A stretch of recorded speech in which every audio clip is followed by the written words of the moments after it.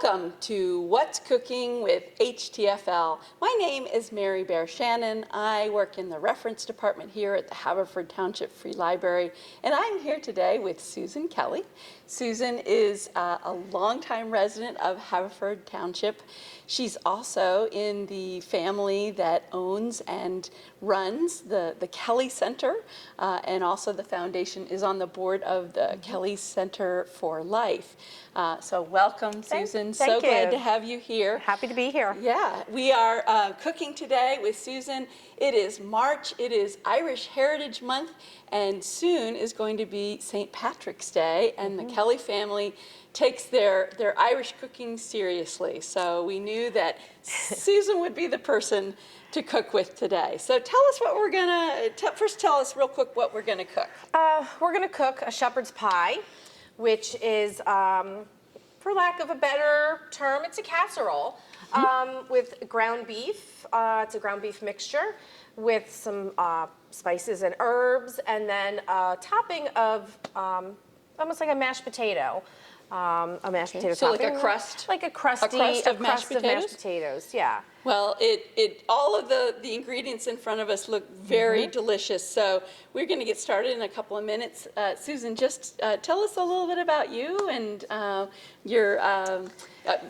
just tell us a little bit about yourself. Well, I am a transplant here to Havertown. I'm originally from North Jersey.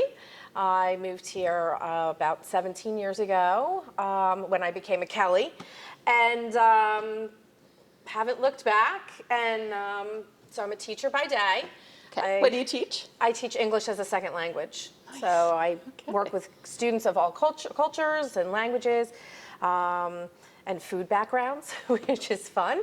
Yeah. So yeah, I teach during the day, and then as you said, I'm on the board of directors for Kelly Music for Life, the nonprofit that runs the Kelly Center here in Havertown. So we promote music festivals and have music events at our newly renovated listening room on Eagle Road. Awesome.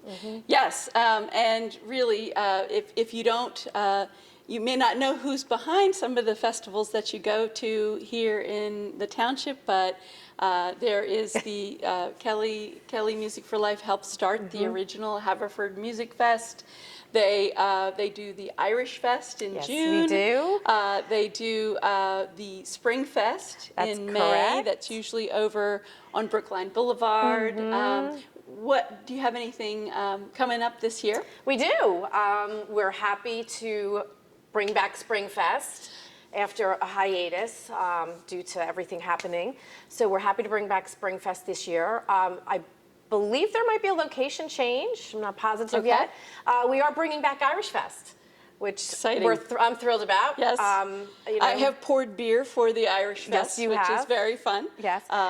Yeah, so we're bringing back Irish Fest this year, and I believe we are bringing back First Fest, which we had this past September to honor our first responders and frontline workers. So I believe we're bringing that back as well in the fall. That's so exciting. We're also going to have our summer concert series back this summer. Oh, yes. And in our local township parks. Okay. Which showcases some of our great parks. We have some amazing parks here in Haverford Township. We're really fortunate. So yeah, we're going to bring back our summer concert series again and have a handful of concerts in the park. So get your lawn chairs ready. And we're all so ready to be back. Experiencing music and sharing togetherness, and the parks are a great place to do that. They are, so absolutely. We're very grateful to the Kelly Center and all that they do for the township. Well, thank you. We're happy to do what we do. We really are. So while we're cooking, why don't we start with some cooking? It looks like our first thing is an onion. This is always a challenge to cut an onion, so... I have a tip. Okay. I have gone through multiple strategies over the years. I did the sunglasses, I did goggles, I was near water, and I did some researching, with our friend Google, and discovered that if you wet a paper towel, and here we have... place it on your cutting board as Just on the corner? Just on the corner. Okay. As you're cutting your onion, you will not have the tears coming down.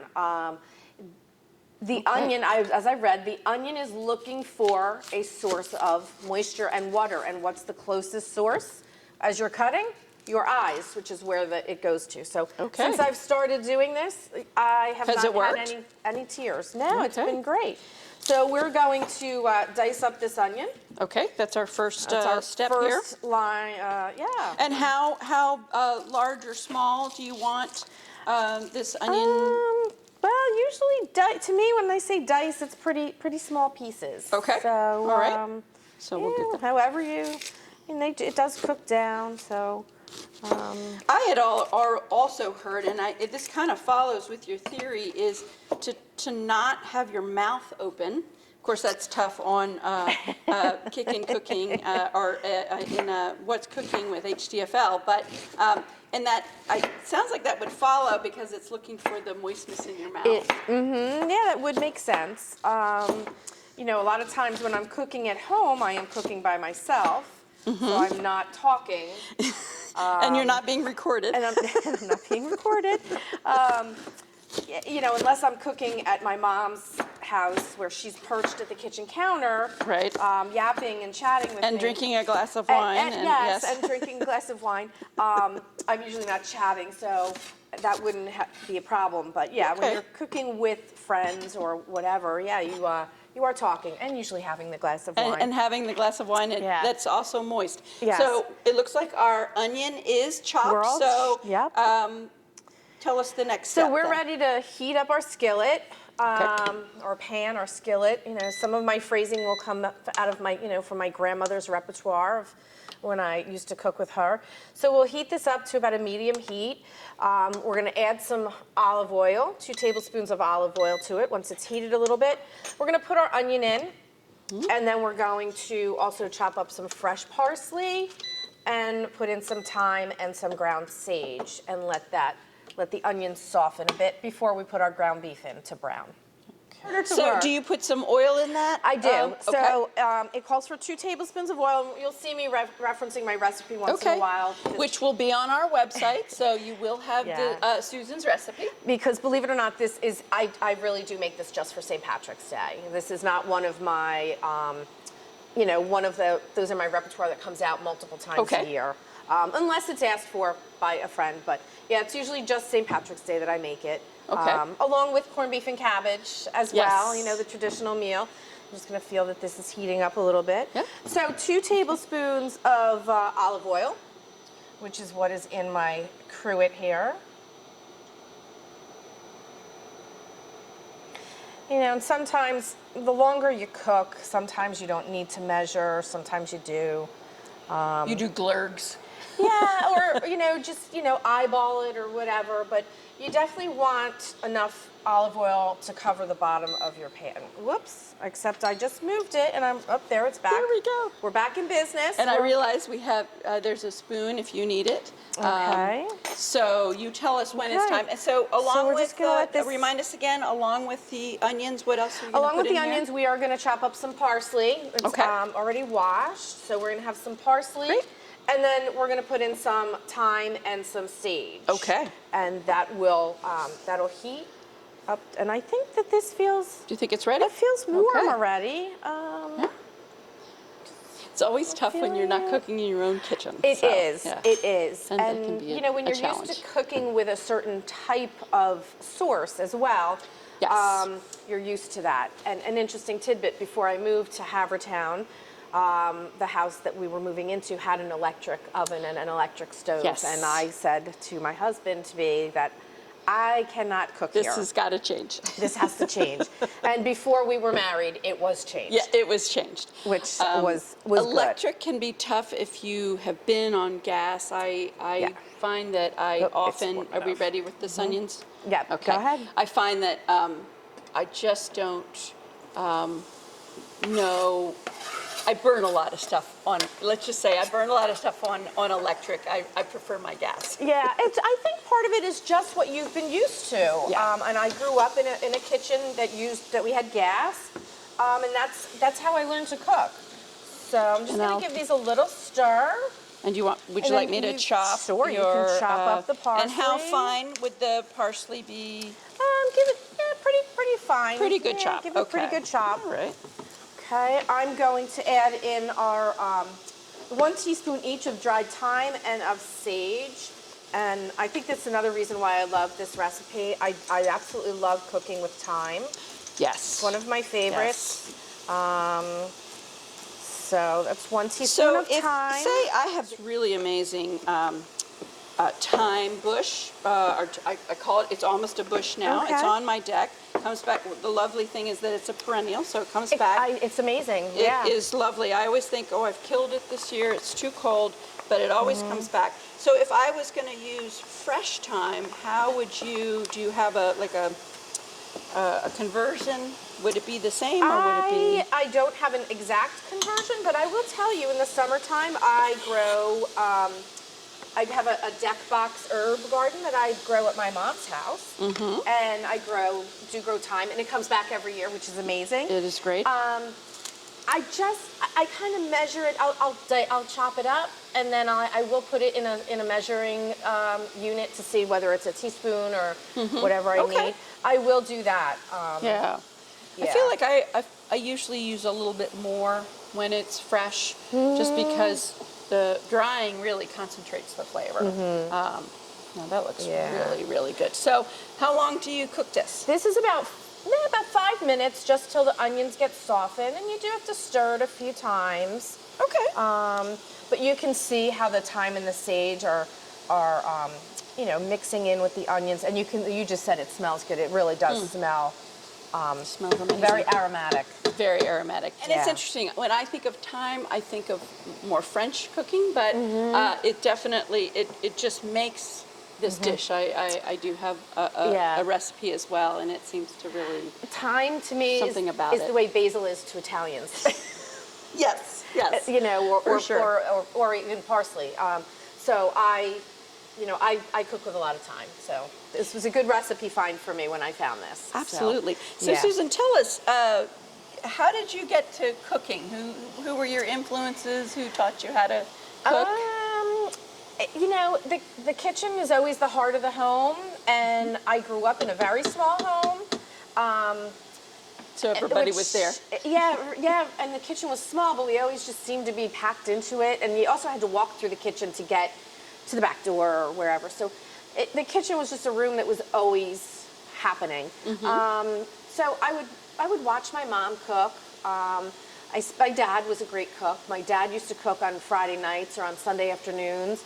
So I would watch him, and I spent a lot of time with my grandmother, actually both my grandmothers, who both were different style cooks, completely different style. Interesting.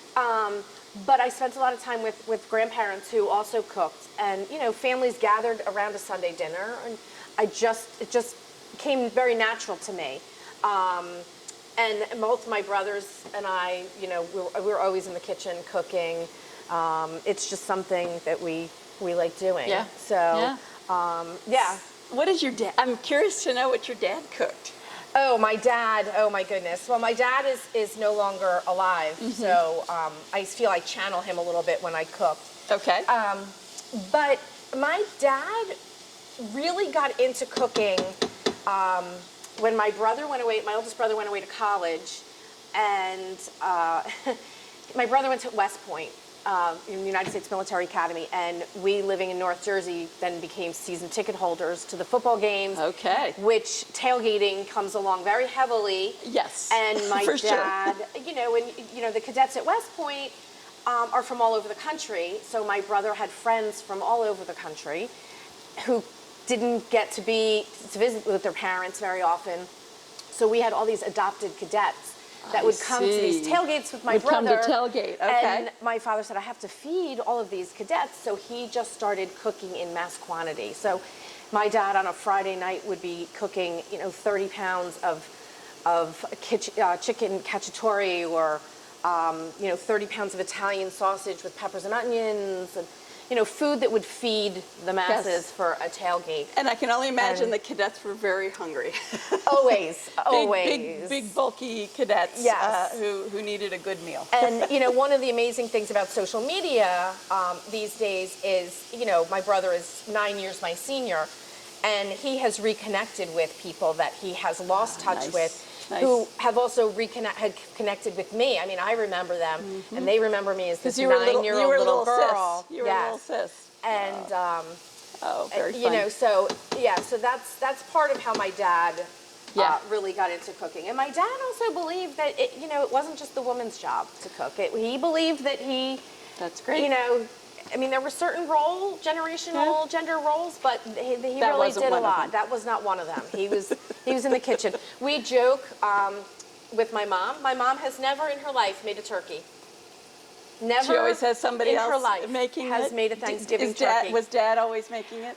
Grandparents were, and then Grandparents, my yep. dad took over, and then my brothers and I took over. Gotcha. And as much as I love to cook, believe it or not, turkey is not something I love to cook, so Yeah. I order my Thanksgiving meal. There you go. Oh goodness. So, All right, but so this this is is looking good. softening. This is Yeah, looking this is really looking really good. good. Okay. So we're probably ready to add our ground beef, and you add about a pound in this package. Okay, we've got this. Is a little over a pound. Over a pound. Which will be just perfect. Okay. And we'll put that in, and it will start to brown and mix in with the onions and the seasonings. And then things are really going to start smelling good. Yes, they will. And while the beef browns, we'll start to chop up our carrots. So I have heard that technically a shepherd's pie is made with lamb, and that a pie made with ground beef is actually a cottage pie. I have heard similar things. I am not 100% Irish, so And the Kellys let you in anyway. well, yes, you know. So yes, I do believe a true shepherd's pie is made with lamb. Yes. And that the cottage pie is more English. I believe you are But correct. I don't know. It's shepherd's pie to me. 'Cause, Yeah. and not everybody's used to the flavor of lamb. Yes. Right. I know when we have certain friends come over, even not for St. Patrick's Day, because we do have a gathering for St. Patrick's Day, but other holidays, New Year's Day, I always cook pork. That's my tradition.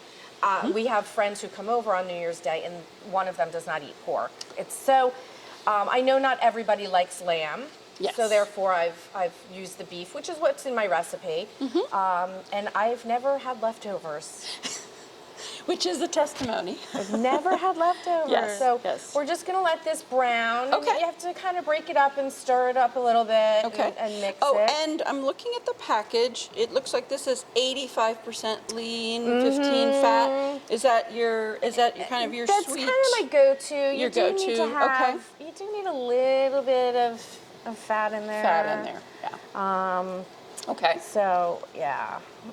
I think if it's too lean, It dries out. It can be a little dry. It can be a little dry. Yeah. Okay. So yeah, we're gonna let that stir. Brown a little bit. So while that is happening, Okay. I'm gonna. The recipe calls for about 2 carrots, 2 medium carrots. I buy the baby carrots. Okay. So I usually use about a half a bag. So that's what I have here, about Okay. a half a bag. Well, and I'm we're happy gonna to help. Sure, we're gonna dice them up. The nice thing about buying the bagged baby carrots too, they're already washed, they're already peeled. Yeah. And they're And they're easy to work with. easy to work with. Yeah. And how do we want to dice these? I just go to town with the knife on them. I really do. There's no real method that I use. A great thing that my father always said is that, if you like to cook, you need to have proper tools. Absolutely. And I know you and I had chatted about a favorite knife. Our favorite knife. I have my favorite knife I with also me have at the my moment. favorite knife. Yes. And you have to take care of your tools. You do. You have to make sure do. you sharpen them. Keep 'em So sharp. if you have a good knife, you can just, chop away in any manner. A dangerous knife is a dull knife. Absolutely. For sure. For sure. I am sure that, someone who is a professional chef would look at my method of chopping right now and say, that's not how you do it, but it's the Susan Kelly way right now. It's the Susan Kelly way, which is the way we're doing it now, and Yes. it's perfectly good. Yes.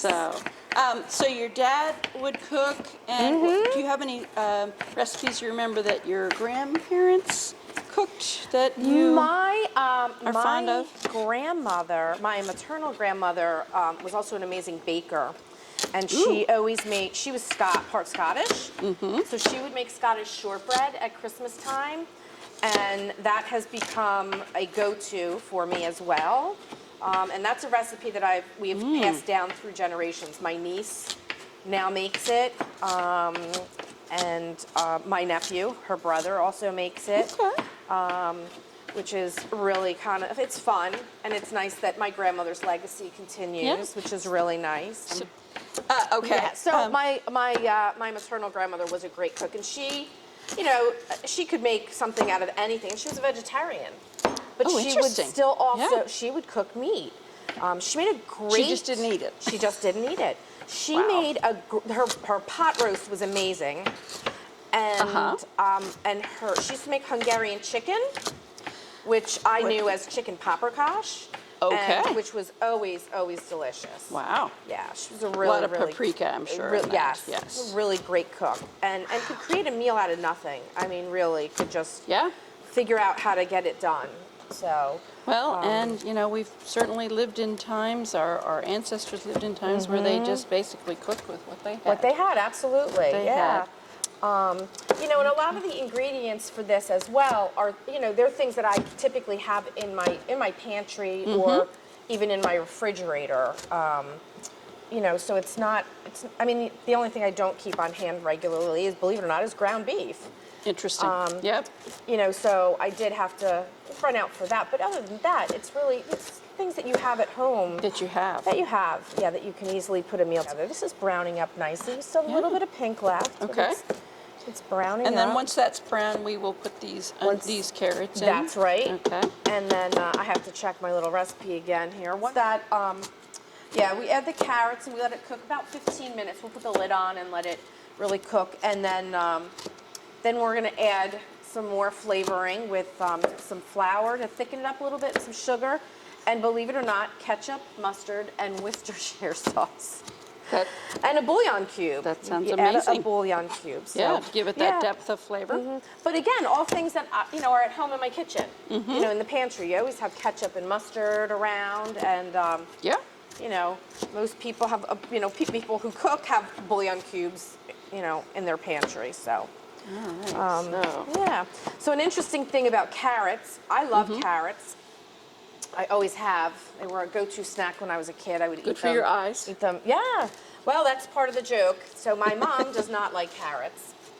And we joke that's why her vision was not good. Yeah, that's the causality of so not having good eyesight. I do anything I can to try to get carrots into her, which is, this recipe is great because you have to dice them up small and they cook down. You just don't even know they're there. You don't know they're there. When I make an Italian marinara, I actually add shredded carrot for a natural sweetener. Yep. And I joke with my mom that you don't even know you're eating carrots. You don't even know it's in there. So yeah, she's gonna slide it in there. Yep, she's not a fan of carrots. So, but hey, we all have that one thing or two things that we don't eat. Mushrooms. Mushrooms, I just can't. Yes, that's my son. The only way he ate them as a child was to put a lot of ketchup on them. It's the only way he could get them down. I had a brother who ate them cold for breakfast. Oh. Because he didn't eat them at dinner. Yeah. Oh, I see. So it's the whole, you're going to eat it now or you're going to eat it later. For breakfast. So that only happened once. And we all joke about it. Yes. Actually, he really didn't have to eat them cold for breakfast. But right. The plate was shown to him and it said, you really don't want to waste. So yes. Yeah, so this is looking good. I think we're ready to put in those our carrots? carrots. Okay. Absolutely. So we're going to slide our carrots in. You're probably all laughing about my purple cutting board here, but purple's my favorite color. I am okay with it too because it's my favorite color too. See, we have that in common. And there you go. My nephews years ago picked that out for me as a gift, so it's nice. And I have purple spatulas. So your family is really a musical family. You're both Tom and Paul. Paul is your husband. Have been in radio. Yes. And they were really, the impetus behind wanting to have a musical venue. But do you have a favorite music that you're? I also love music, and I was involved in the music program, excuse me, the music program, when I was a student in school. Okay. That was something my dad instilled in us as well. So we were all involved in the music program, and I find it interesting that Paul and Tom were never musicians. They were more on the receptive end of listening and radio, enjoying the broadcast yes, side. and as well on the broadcast side too. So, so I do listen to all genres of music, and I am, when I'm in the car, I'm a button pusher. I do bounce. It depends on my mood. Yep. Music can lift you. It can soothe you. So it depends on my mood. Okay. Music is a huge part of my upbringing. Yeah. My dad was in a band with his accordion back in the Really? day. Yes. Oh my goodness. So we're That's talking awesome.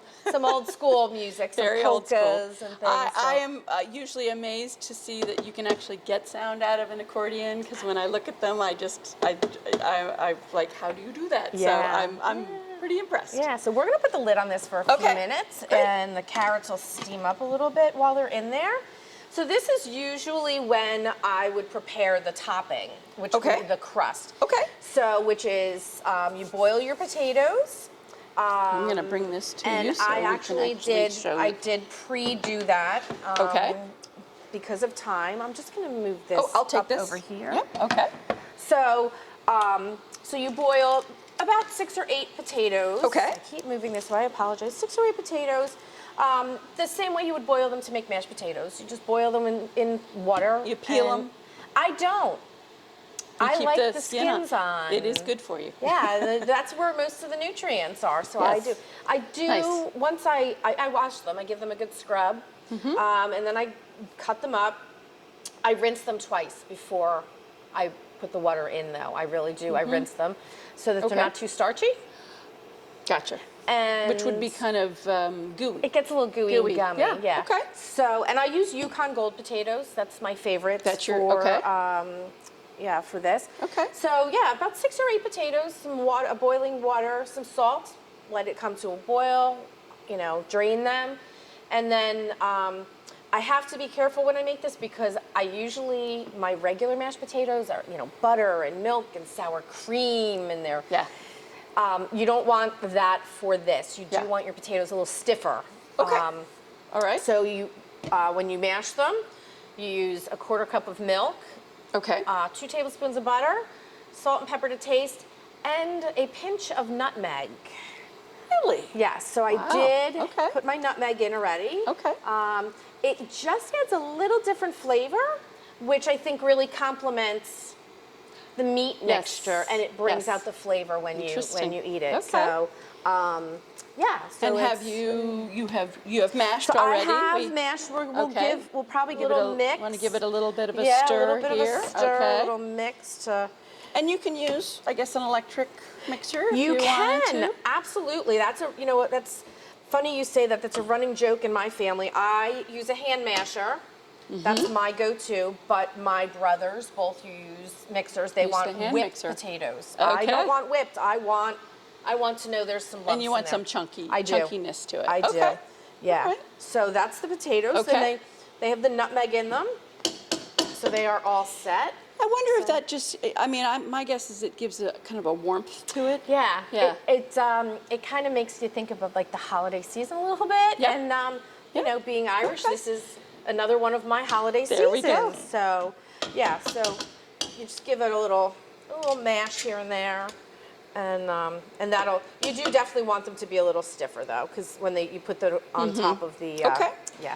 So we can put these back over here. All right. So also while this is happening, so when we put this into the pan, we do need to prep the pan or the dish with a little bit of butter. Okay. So I did bring that so we can. And that's just to keep it from sticking. It is from Okay. sticking or from burning. Burning, You really right. don't want it to Because to you do burn. cook this for a while. Yes, and- will go in the oven for Yeah. 40 to 50 minutes. And things could burn. Yeah, they could burn. So Okay, that's looking really good. yeah, it is. you know, the first time I made it several years ago, I just was like, oh my goodness. And then after tasting it, I was like, wow, it really, you know. Yeah. Yeah, yeah. So we'll put this back here.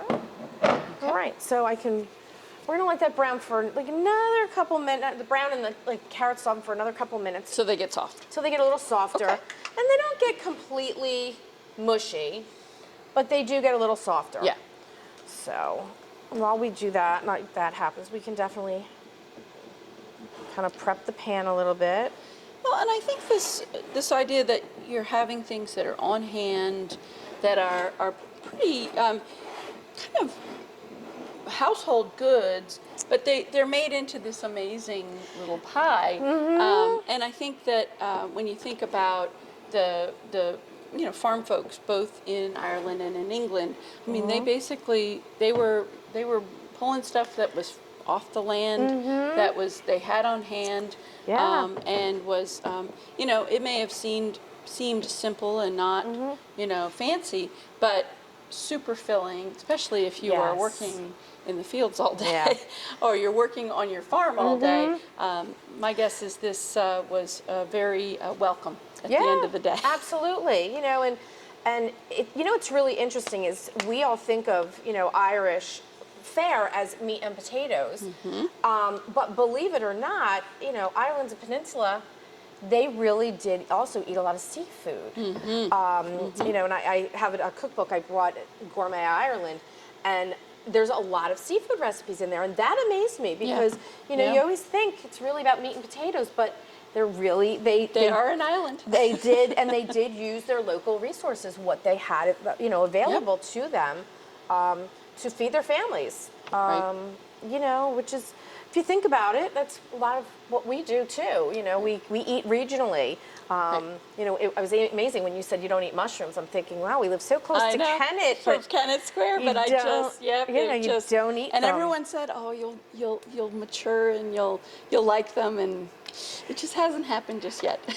I just celebrated a big birthday and I still won't eat peas. Still won't eat peas. Nope, okay. It's not going to happen in my world. So, and I'm okay with that. Yeah. I'm okay with that. So, all right. So are we ready to start putting things on? I think we're probably ready to add in the next few ingredients, which sometimes I mix up. Sometimes I put the wrong measurement in. So it is a teaspoon. Okay. We're going to add a teaspoon of ketchup, a teaspoon of mustard, and a teaspoon of, and I say Worcestershire. Some people say Worcestershire. Okay. I call it Uncle Lee and Perrins. That's that's what it is. Which is an interesting talking about fish, because it actually has anchovies in it. Oh, that's right. Yeah. It has. I mean, there's no chunks in it, but that is an essence that's in Worcestershire sauce. Which. All right. So I'm going to put this here. Yeah. I'm going to ask if you can stir while I start. Yep. It says. So about. Sorry. And you're measuring, mustard kind of. And you're using Dijon. It is. Which has a little bit of a spice to it. It calls for Dijon. Okay. And I just use whatever I have in my fridge. Well, Dijon mustard. I'm not going to use spicy brown. And then a teaspoon of ketchup. Ketchup. All right.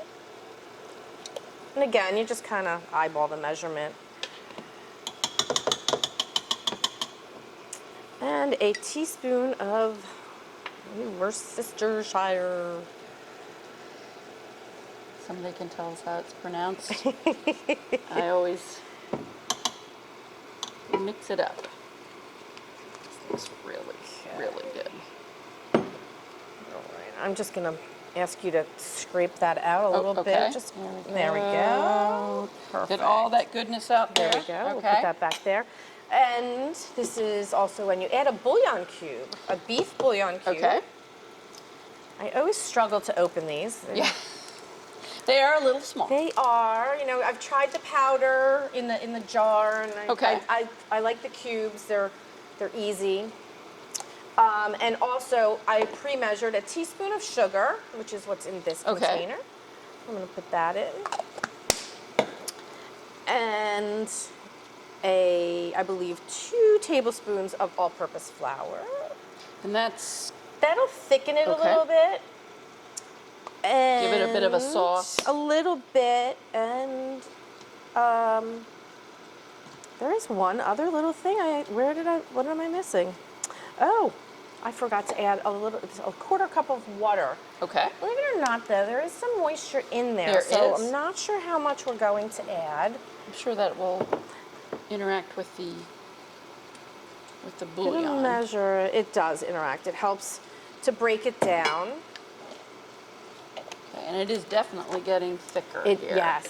So we are going to add there's the quarter cup of water. Okay. And just let it stir. It really does smell good. Oh. I always say, you know, we really need with the Food Network is smell-o-vision, so I can actually yes. smell what they are cooking. What is, so. yes. Well, that's looking really good. Mm-hmm. Just a tad more? A little bit Okay. more. Okay. This is also cooking down, too. Mm-hmm. Yeah. Okay. Nice. And we're going to cover that again and let that Okay. cook for a few more minutes. Right. Yeah, we're just going to let it cook for a couple minutes more. Okay. Just to let everything kind of meld together. Gel. And okay. then we're going to put it in the bottom. That'll be the bottom layer, and then we put the potatoes on top. Okay. Yeah. So you were talking about your the other favorite for St. Patrick's Day, which is the corned beef. It is, So yes. tell us about how you make that. Is that just pretty standard, or? You know, my grandmother would boil it. Everything was, just boiled. And we ate it, and it was delicious. Yes. And everything was delicious on parade day when we were kids, because we would go for the parade up at her house to watch it. But I kind of, I like to cook. I like to explore. So I found a recipe that you put it in the crock pot. Okay. And you put everything in the crock pot. So you put your brisket with your seasoning packet, with your cabbage, your carrots, and your potatoes. And you have to have a crock pot that's a good size. Nice size. And then instead of water, I add apple juice, Interesting. which the first time I'm sure that gives it a depth of flavor. It does. It gives Yeah. it a nice flavor. It gives a little bit of a sweetness, too. And it really adds flavor to the carrots and the cabbage, which would be pretty much otherwise flavorless. Would be kind of flat. Yeah. So, and I put it in early in the morning. And, if St. Patrick's Day is on a weekday, which it is this year, I will put it in before I go to school. And When I come home, it will be ready Voila. to be sliced. I wonder if the sweetness helps to counter because the corned beef is so salty. It is very salty. Yeah. Yeah. Interesting. It is I'm going to try that. Still a little salty, but it definitely has a sweetness to it. It's really, I enjoy it. And again, I've never had leftovers. So it Testimony. it must be okay. So yeah, it goes, and of course always with Irish soda bread. That's Of course. we always have Of Irish course. soda bread. That takes so much soda. When I make it, I go, does it really ask for this many teaspoons of soda? Yeah. But it is the best. It is, and over the years, my grandmother tried multiple recipes to determine which one was the best. Friends would give her recipes. She cut one out of the newspaper one year, and I have her recipe box, which is an old wooden box, and just snippets of things everywhere. And on the newspaper clipping, it says in her handwriting, "This one is the best," which I think is pretty funny. So That's great. but it does take a lot to make. Yes. Yeah, it right. does. So is this It getting to does. be done This here, you should think? be, Okay. Yeah, I So- didn't even think to set my timer, but we gauge things as we Yeah. go, and plus you can always tell when meat, ground beef is cooked as it's brown, and the carrots do look like they are softening. Ooh, that's getting a little warm. Okay. I did not bring my pot holder, so I'm how going to about grab this my towel? dish Can you towel. do that towel. That's the one thing I forgot. Dish towel. There we go. Yeah. It smells so good. It does. Now, sometimes you do get a little bit of fat. You can see there's a little bit in there. So we can skim that off, or just as we scoop it in, make sure that we don't get a lot of Okay. fat. in there. So yeah, I think we're probably You're ready? to Okay. put it in. So we can turn this We'll turn off. this off. Okay. Okay. Okay. And then if you want to, do you need help scraping that in, or do you think you can I think spoon we it could in? probably scoop it in. I am going to use my other spatula. It has a little bit of a scoop A to scoop. it. Okay, that's fine. I'll take and this. Yeah, so you just get it in there and place it down. Spread it out evenly. So you've got like an 8x8 or a 9x9 casserole. Mm-hmm. Do you? I guess if you had a lot of folks, you could double this and put it into the 2-quart. And that is usually what I do for you St. do. Patrick's Okay. Day. I usually double it. Sometimes I even triple it. And I usually... Because there are a lot of Kellys.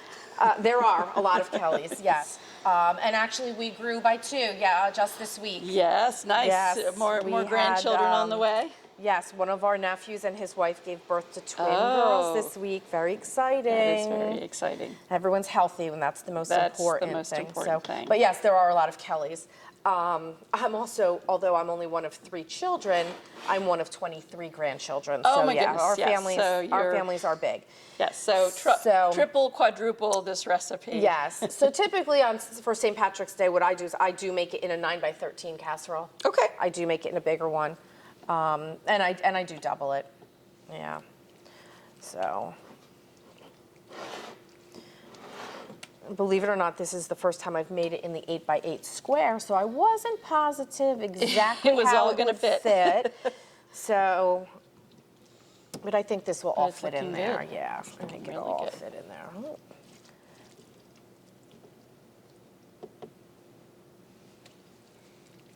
And you just kind of even it out, and you do want to press it down a little bit. You don't want any open spaces.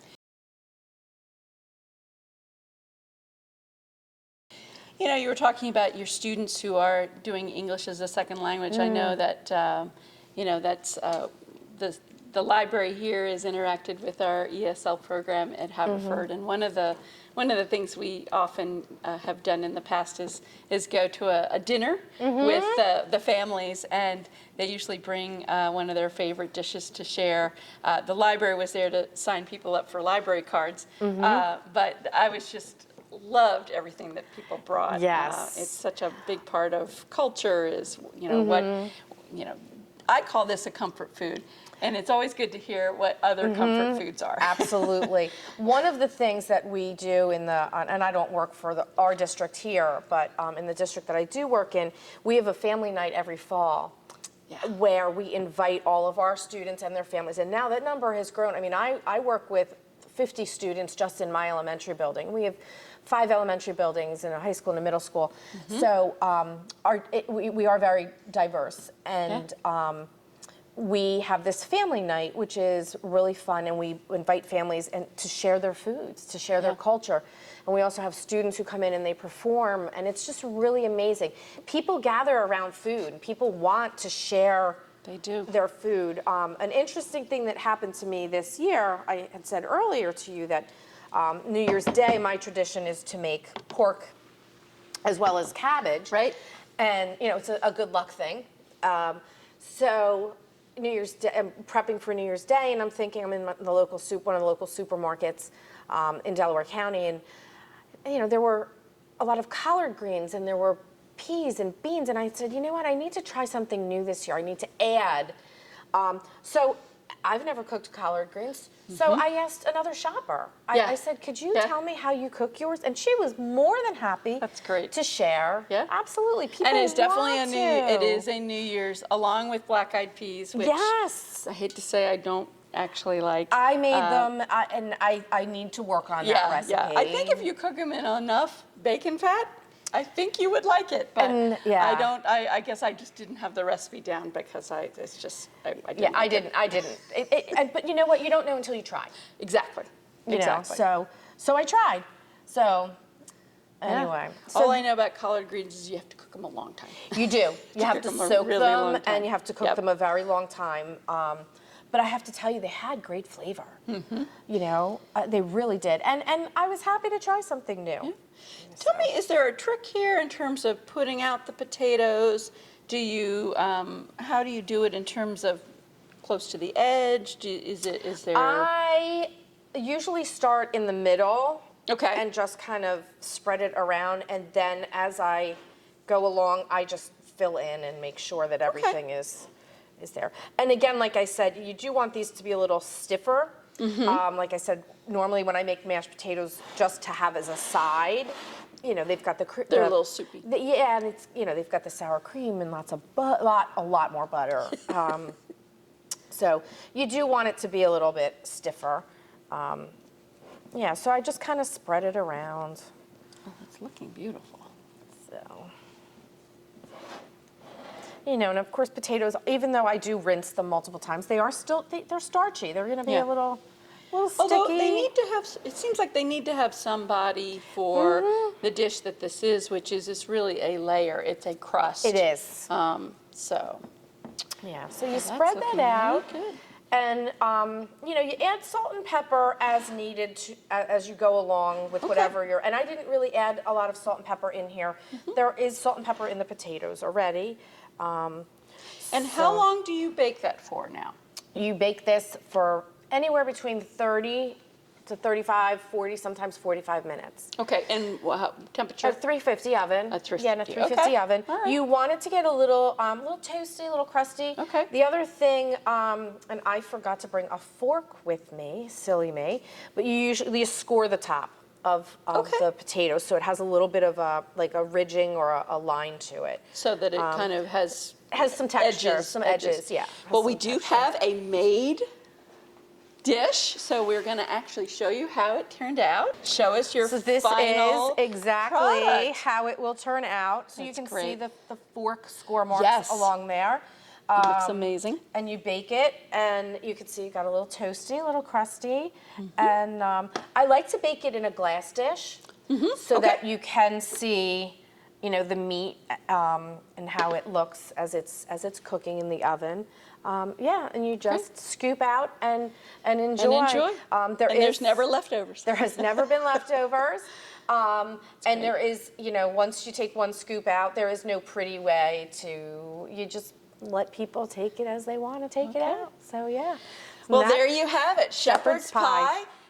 Susan Kelly, thank you so much for cooking with me today. Oh, thank you so much. You have been watching What's Cooking with HTFL, a program of the Haverford Township Free Library. My name is Mary Bear Shannon, and thank you for joining us today. Have a great day.